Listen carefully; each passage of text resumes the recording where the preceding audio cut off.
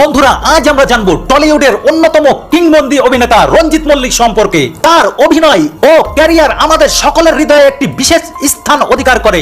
1944 সালে 26শে এপ্রিল কলকাতায় জন্মগ্রহণ করেন রঞ্জিত মল্লিক। তিনি ভারতীয় বাংলা সিনেমার এক অতি পরিচিত মুখ। তার অভিনয় জীবনে শুরু হয় 1967 সালে ইন্টারভিউ সিনেমার মাধ্যমে।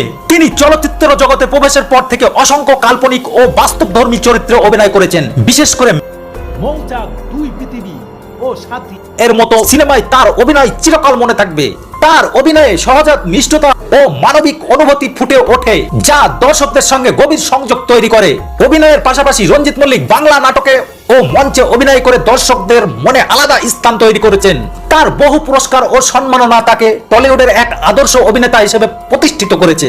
এমনকি তিনি আজও নতুন প্রজন্মের অভিনেতাদের কাছে এক অনুপ্রেরণা। তার কর্মজীবন আমাদের শেখায় যে দৃঢ়তা, সংকল্প ও কঠোর পরিশ্রমের মাধ্যমে প্রতিটি মানুষ সফলতা